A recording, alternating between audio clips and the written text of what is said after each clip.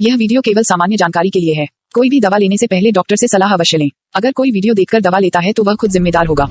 Hello दोस्तों, आज हम लोग बात करेंगे गर्मियों में भयंकर लू लग जाने के इलाज के बारे में। ठीक है, आज आप सब लोगों को पता है कि जो अपना जो भारत देश है वो एक तरीके से जल रहा है। ठीक है, सब लोगों को पता है कि यहाँ पे जो गर्मी है वो रिकॉर्ड तोड़ रही है। अभी तक अगर अपन देखें तो जो राजस्थान में ठीक है 50+ टेम्परेचर जा चुका है, और अगर अपन दिल्ली की बात करें तो वहाँ पे 52 डिग्री सेल्सियस से ऊपर भी तापमान जा चुका है। और बहुत सारी मतलब लगभग 10 से और 20 तक राजस्थान के अंदर क्या होता है लू की वजह से डेथ भी हो चुकी है, और ये आंकड़ा धीरे धीरे बढ़ रहा है। तो इस के अंदर अपन उस पेशेंट को किस तरीके से बचा सकते हैं, किस तरीके से उसका ट्रीटमेंट कर सकते हैं, ठीक है, उसके बारे में आज हम लोग बात करेंगे। तो सबसे पहले अपन इसके सिम्टम्स के बारे में देखते हैं। ठीक है, जिसमें आप पहले देखते हैं कि जो हीट वेव जो होती है, ठीक है, जो ये लू लग जाती है उसको अपन सन स्ट्रोक भी बोलते हैं। ठीक है, उसको हीट स्ट्रोक भी बोलते हैं।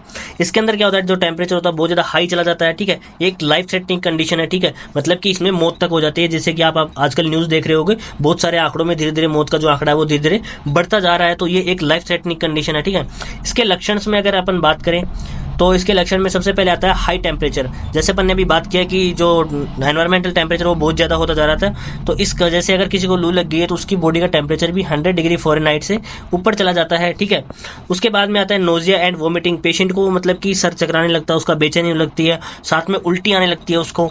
ठीक है, सर में दर्द होने लगता है उसको, कमजोरी सी आ जाती है। जैसे उसको लू लगेगी तो बॉडी का टेम्परेचर बहुत हाई हो जाता है, कमजोरी सी लगेगी, उसको भूख नहीं लगेगी, बहुत ज़्यादा उसको प्यास लगेगी, क्योंकि उसकी बॉडी से क्या होता है डिहाइड्रेशन हो जाता है। ठीक है, जैसे पसीना आता है, पसीना सूख जाता है, लेकिन धीरे धीरे उसकी बॉडी से क्या होता है पानी खत्म होने लग जाता है और उसको बहुत ज्यादा प्यास लगने लगती है और बॉडी में कमजोरी आ जाती है। ठीक है, उसके बाद में अपन देखें रैपिड पल्स, जो उसकी पल्स रेट है वो हाई हो जाती है, उसको कंफ्यूजन सा पैदा होने लगता है। ठीक है, बोल ठीक से नहीं पाता है। ठीक है, क्योंकि उसके अंदर बॉडी के अंदर इतनी कमजोरी आ जाती है कि वो ठीक से बोल भी नहीं पाता है। यहाँ तक कि उसके अंदर सीजर्स और कोमा वाली प्रॉब्लम भी हो सकती है, मिर्गी के दौरे आ सकते हैं। अगर ज्यादा प्रॉब्लम है तो पेशेंट कोमा में भी मतलब बेहोश हो सकता है, लॉस ऑफ कॉन्शियसनेस, मतलब कि पेशेंट जो है अनकॉन्शियस हो सकता है, पेशेंट बेहोश तक हो सकता है। और यहाँ तक कि जैसे आप न्यूज में पढ़ते हो, यहाँ तक कि पेशेंट की डेथ भी हो सकती है अगर उसे समय पे सही ट्रीटमेंट ना मिले और उसको बहुत ही ज्यादा अगर सीवियर कंडीशन हो जाए तो उस केस में पेशेंट की डेथ भी हो जाती है। लेकिन अपने को किस तरीके से उसका इलाज करना है, ठीक है, उसके बारे में सबसे पहले अपन जानेंगे क्या इसका कारण क्या है, क्यों ऐसा इतनी गर्मी में क्यों लोगों को ऐसा हो रहा है। तो ये हाई टेम्परेचर, आपको पता है कि फिलहाल क्या टेम्परेचर चल रहा है, 50+ टेम्परेचर में अगर लोग बाहर निकलेंगे तो हाई टेम्परेचर की वजह से ऐसा होता है। ठीक है, एक्सपोजर टू हीट वेव। ठीक है, लोग बाइक पे सफर कर रहे हैं, पैदल सफर कर रहे हैं, बाहर बहुत गर्म हवाएं चल रही है, लू चल रही है, जिनका टेम्परेचर बहुत ज्यादा है, तो उस वजह से भी होता है। ठीक है, वर्क अंडर सनलाइट। ठीक है, अगर जो मजदूर लोग होते हैं वो अभी दोपहर में भी इतने भारी टेम्परेचर में भी जो दोपहर रहता है, दोपहर की जो धूप आती है उसके नीचे हैवी वर्क करते हैं, उस वजह से उनको सनस्ट्रोक लग जाता है, लू लग जाती है। Direct contact with heat. ठीक है, जैसे अपन किसी को जानते हैं हलवाई वगैरह होते हैं, वो भट्टी, तपती हुई भट्टी, ऊपर से टेम्परेचर इतना है उसके डायरेक्ट कांटेक्ट में हीट के, तो उस वजह से भी उसको लू लग जाती है। ठीक है, ठीक से पानी नहीं पी पा रहे हैं, सिर्फ काम करते ही जा रहे हैं, पसीना आता जा रहा है, पानी ठीक से पी नहीं रहे हैं, तो लो इनटेक ऑफ वाटर की वजह से भी हो जाता है। ठीक है, टाइट अपन ने कपड़े पहन रखे हैं जिससे पसीना भी नहीं आ पाता है, या फिर पसीना सूख जाता है जिससे अपने को डिहाइड्रेशन हो रहा है, तो टाइट क्लोथ पहनने की वजह से भी अपनी बॉडी का टेम्परेचर क्या होता है बहुत ज्यादा हाई हो जाता है। ठीक है, तो इन सभी कारणों की वजह से क्या होता है अपने को लू लग जाती है। उसके बाद में इसके ट्रीटमेंट की अगर अपन बात करें तो ट्रीटमेंट के अंदर सबसे पहले आता है कि किसी भी पेशेंट को जिसको लू लगी है उसको तुरंत हवादार कमरे में ले जाएं। ठीक है, जो खुला कमरा हो जिसमें ठंडी हवा लगती हो। ठीक है, या फिर दूसरे कमरे में ले जाएं जिसके अंदर एसी चलाएं या फिर कूलर चलाएं। ठीक है, बिल्कुल ठंडा एसी, बिल्कुल ठंडा कूलर उसको चलाएं ताकि उसकी बॉडी का जो टेम्परेचर होता है वो उसका डाउन हो। ठीक है, मरीज को बिल्कुल सीधा लिटा दे। ठीक है, मरीज को एकदम सीधा लिटाए दे, जैसा कि आप डायग्राम में देख रखे हैं, पैरों को उसको ऊपर कर दें। ठीक है, ताकि उसका जो ब्लड का जो फ्लो है वो हार्ट की तरफ ज्यादा रहे। ठीक है, मरीज को ज्यादा से ज्यादा पानी पिलाएं। ठीक है, उसकी कोल्ड स्पंजिंग करें, जैसे अपन ये डायग्राम में आप देख सकते हो, ये पॉइंट्स पे जहाँ पे ये पॉइंट्स दिखा रखे हैं वहाँ पे आपको ठंडे पानी से और जो कॉटन वाला कपड़ा होता है उसको भिगो करके बार बार उसके शरीर पे पॉइंट्स पे लगाएं ताकि उसकी बॉडी का टेम्परेचर क्या हो जाए, डाउन हो जाए। ठीक है, तो इस केस में अपने को क्या करना था, कैसे भी करके जो पेशेंट होता है उसकी बॉडी के टेम्परेचर को डाउन करना होता है। ठीक है, क्योंकि इसमें क्या होता है कि जो बॉडी का जो सिस्टम होता है टेम्परेचर को कंट्रोल करने का, वो सिस्टम काम करना बंद कर देता है एक्सेसिव हीट या बहुत ही ज्यादा टेम्परेचर की वजह से।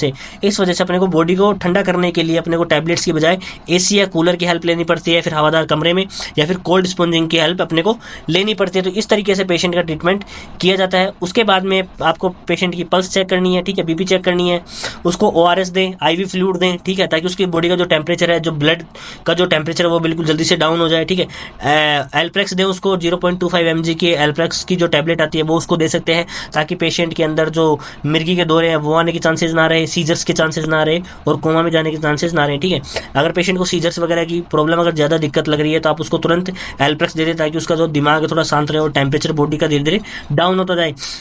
उसको अपन एरल के साथ में उसका एमवीआई भी दे सकते हैं ताकि उसकी जो वीकनेस होती है वो खत्म हो जाए, ठीक है। पेंटोप दे दे ताकि पेट की एसिडिटी खत्म हो जाए, बॉडी का टेम्परेचर डाउन होने में जो पेशेंट को जो वॉमिटिंग आ रही है, बेचैनी हो रही है, उसको खत्म कर दे पेंटोप से, ठीक है। उसके बाद में जैसे ही बॉडी नॉर्मल होती है उसके बाद में अपन क्या कर सकते हैं, इंजेक्शन मोनोसेफ 1 ग्राम पेशेंट को आईवी रूट के थ्रू एएसटी करके अपन दे सकते हैं। तो ये जो ट्रीटमेंट होता है ये अपन आईवी ट्रीटमेंट और जो ये जो पेशेंट को जो फर्स्ट एड जो दिया जाता है इसी तरीके से अपन पेशेंट को, लू लगने वाले पेशेंट को ठीक कर सकते हैं, ठीक है। उसके बाद में जो मेन जो चीज़ होती है जो ध्यान रखने वाली, ठीक है, वार्निंग यहाँ पे मैंने लिख रखी है क्योंकि आपको सबसे ज़्यादा ध्यान रखनी है कि कभी भी किसी भी पेशेंट को जिसको लू लग गई है उसको पैरासीटामोल वाली टैबलेट देने की कोशिश ना करें, ठीक है। उसको आइबुप्रोफेन भी ना दें, एस्प्रिन ना दें, अदर कोई नसेट्स कैटेगरी की अगर कोई ड्रग है तो वो ना दें क्योंकि इसमें ड्रग का कोई रोल नहीं होता है, ठीक है। ड्रग क्या करती है, अपने रिसेप्टर पे बाइंड होकर काम करती है, लेकिन वहाँ पे क्या होता है कि बॉडी का जो टेम्परेचर सिस्टम है, कंट्रोलिंग सिस्टम, वो खराब हो चुका है, काम नहीं कर रहा है, तो उसमें टैबलेट उसमें कोई काम नहीं करेगी। अगर आप ये सब दे देंगे तो और ज़्यादा कंडीशन खराब हो सकती है। अपने को उसकी बॉडी को नॉर्मल जो नेचुरल तरीके से उनको डाउन करना है, या तो बॉडी को अपन एसी के कमरे में रखेंगे, ठीक है, या फिर उसको कूलर के सामने रखेंगे, कोल्ड स्पंजिंग करेंगे, उसी तरीके से आपको टेम्परेचर को डाउन करना है। टेम्परेचर जैसे ही डाउन हो जाता है उसके बाद में आप उसको सिम्टोमेटिक ट्रीटमेंट दे सकते हैं, ठीक है। तो ये ट्रीटमेंट जो है, ये वार्निंग्स जो आपको बहुत ज़्यादा ध्यान रखने वाली चीज़ें होती हैं। साथ में अगर पेशेंट को खाने या पीने की बात करें तो उसको पहले तो लिमिटेड कपड़े पहनाए, ठीक है, यानी कि उसको टाइट कपड़े ना पहने दे, हल्के कपड़े पहनाएं, एल्कोहल नहीं पीने दे, ठीक है, धूप में बाहर नहीं निकलने दें, ज़्यादा से ज़्यादा उसको पानी पिलाएं, ठंडे पानी से उसको नहलाएं या फिर पीने के लिए भी उसको ठंडा पानी दें, ठीक है। उसके बाद में तरबूज खा सकते हैं क्योंकि उसमें पानी की मात्रा बहुत ज़्यादा होती है, उसका जो बॉडी के जो डिहाइड्रेट हो चुका है उसको वापस से रिहाइड्रेट कर देगा तरबूज, ठीक है।